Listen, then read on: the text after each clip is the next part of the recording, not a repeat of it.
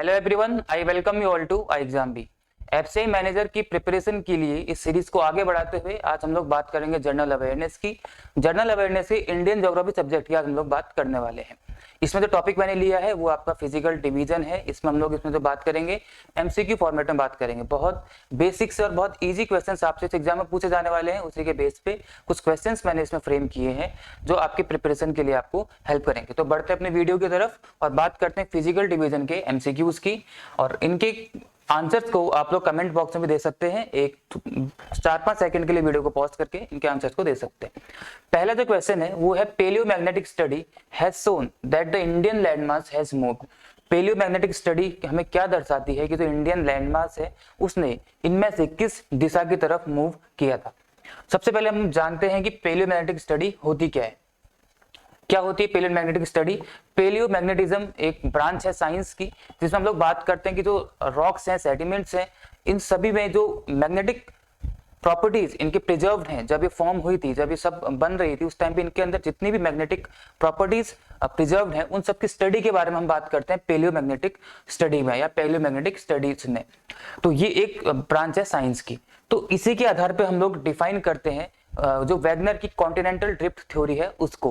वो drift theory क्या बताती है हमें, ये बहुत इंपॉर्टेंट है। Drift theory, continental drift theory, इसको हम एक बार छोटे से टाइम के अंदर देख लेते हैं। ये मैंने 4 यहाँ पे आपको दिखा रखे हैं पिक्चर्स। इसमें देखिए क्या था, पहले जो पूरा का पूरा लैंड है पूरी दुनिया में वो कुछ इस तरीके से था। इसको पेंजिया बोला जाता था, लॉरेसिया और गोंडवाना लैंड। जो हमारा इंडियन प्लेट है, जो आज भारत है हमारा, वो गोंडवाना लैंड का हिस्सा हुआ करता था। उसके साथ साथ south America, Africa, India, Antarctica और ऑस्ट्रेलिया, ये जो सारों के सारों आपको दिख रहे हैं 5 यहाँ पे, ये सारे के सारे गोंडवाना लैंड के हिस्सा हुआ करते थे। 100 मिलियन साल पहले ये सारे कन्वेक्शन करंट की वजह से स्प्लिट हो गए। स्प्लिट होने के बाद जो इंडियन लैंडमास है ये नॉर्थ की तरफ मूव करना शुरू किया और करने के बाद जो प्रेजेंट टाइम पे इंडिया है वो यहाँ पे आ गया। ठीक है, ऊपर आने के बाद यहाँ पे यूरेशियन प्लेट से टकराता है, टकराने के बाद यहाँ पे हिमालयाज का निर्माण होता है। ये आपकी कॉन्टिनेंटल ड्रिफ्ट थ्योरी जो वैगनर की है वो आपको बताती है। तो इस क्वेश्चन का आंसर क्या हो जाएगा, जो इंडियन प्लेट है या इंडियन लैंडमास है वो किस ओर मूव किया था, वो नॉर्थ की तरफ उसने मूव करना शुरू कर दिया था।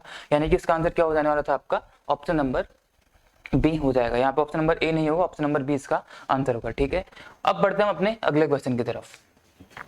इन Uttarakhand in which of the following parts artesian wells are found. Uttarakhand जो हमारे देश का एक राज्य है, वहां पे आर्टिजन वेल्स किस हिस्से में पाए जाते हैं। सबसे पहले आपको पता होना चाहिए कि आर्टिजन वेल्स होते क्या है। आर्टिजन वेल्स क्या होते हैं? कुएं। वेल मतलब क्या होता है? कुआं। लेकिन कुआं या फिर जहां से पानी का स्रोत आता है, जहां से पानी निकलता है बाहर, वो।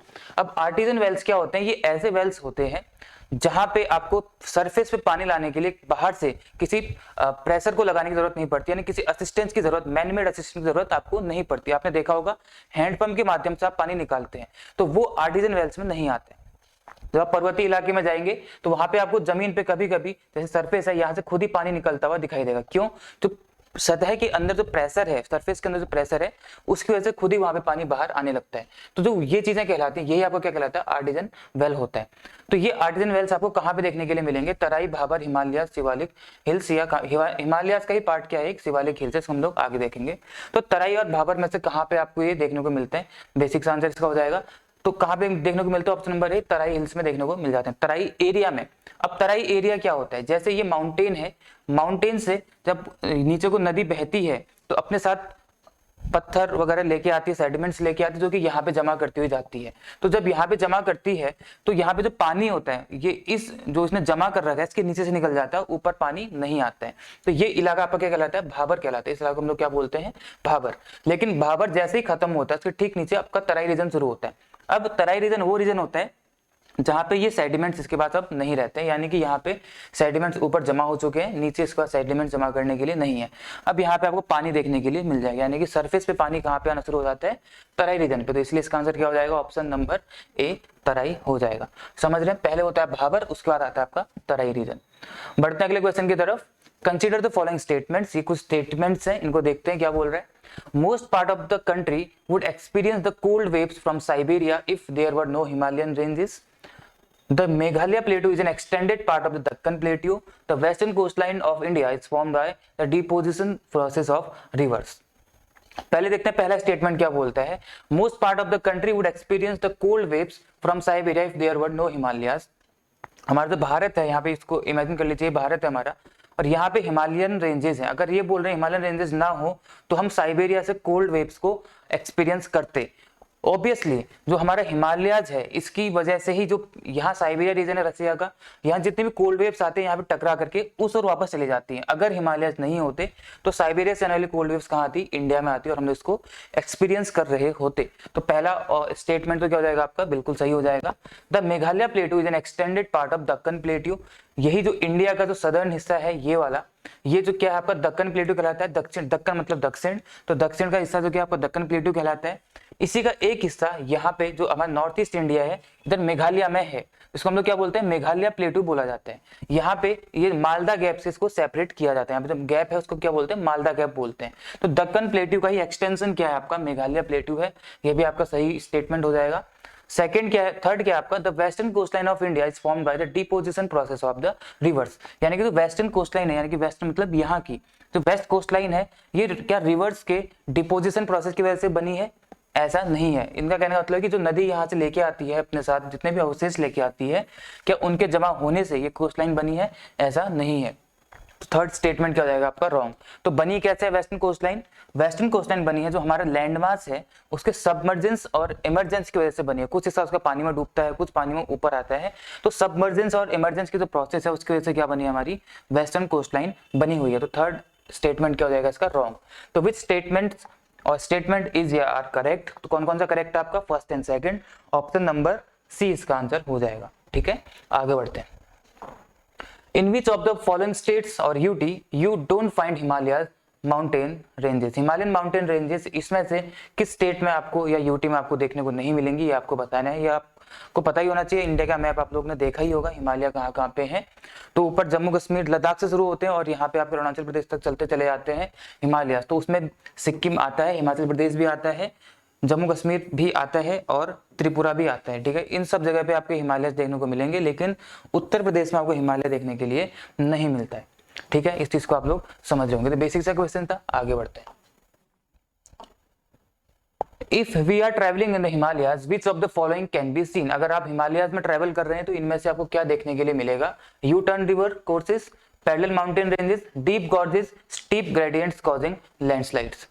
एक्चुअली आपको पहले पता होना चाहिए कि हिमालयन रेंजेस किस तरीके के माउंटेन है। हिमालयन रेंजेस सबसे यूथ टोपोग्राफी माउंटेन की अगर हम बात करते हैं, सबसे जो यूथ माउंटेन्स है वो कौन से कहलाते हैं, आपके हिमालयन माउंटेन्स ही कहलाते हैं। और हिमालयन माउंटेन्स फोल्डेड माउंटेन्स है।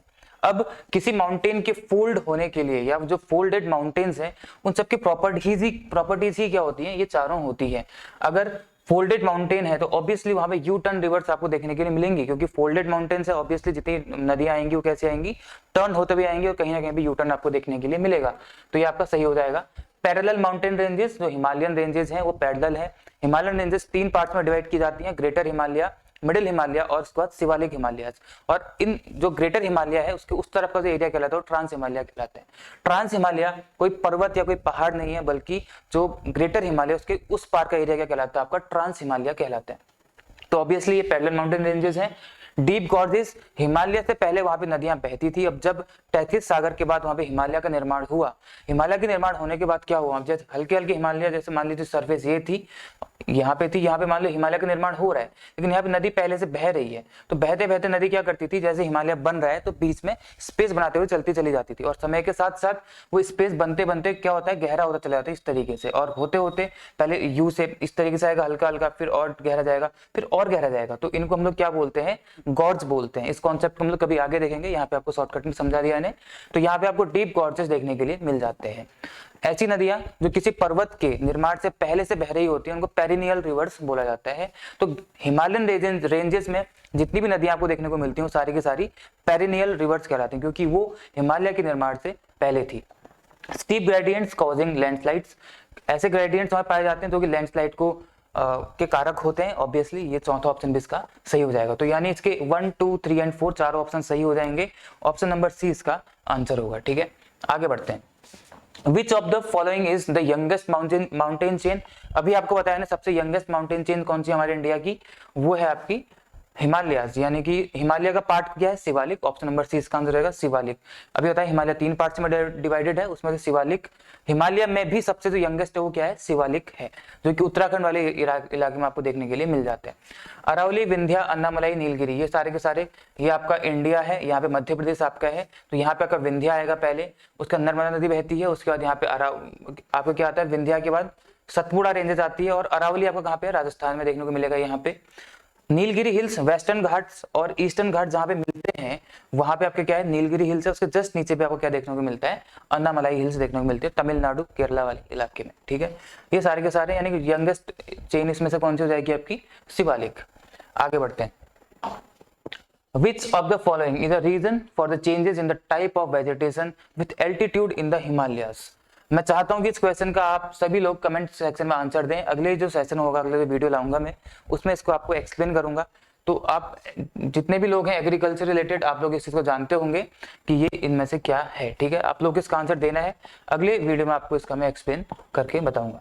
Valley of Kashmir is situated between, बहुत सारे रेंजेस हैं हमारे भारत में, हिमालयाज में ऑब्वियसली, तो उसके बीच में ही वैली ऑफ कश्मीर एक कहीं पे लाई करती है। आपको बताना है कि कहाँ पे लाई करती है। छोटा सा इलाका बनाता हूँ, यहाँ पे लद्दाख और जम्मू कश्मीर का इलाका है।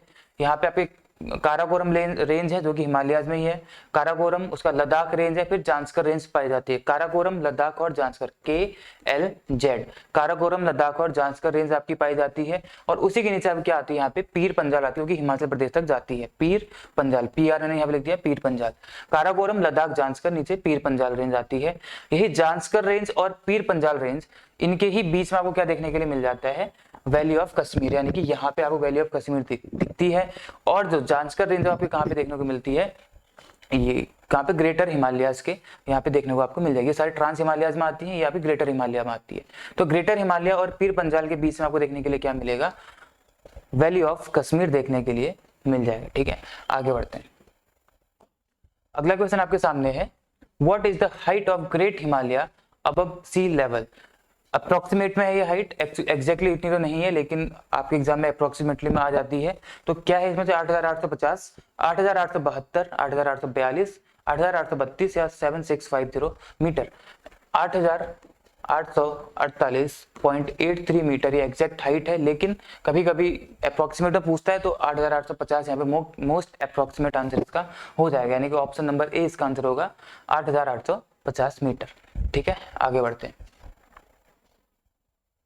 ये कुछ क्वेश्चंस थे, 9 या 10 क्वेश्चंस आपके सामने रहे होंगे, जो कि फिजिकल डिवीजन से थे। ये पार्ट 1 है, इसके बाद फिर से फिजिकल डिवीजन के क्वेश्चंस आएंगे आपके सामने, यूं ही MCQ के फॉर्मेट में।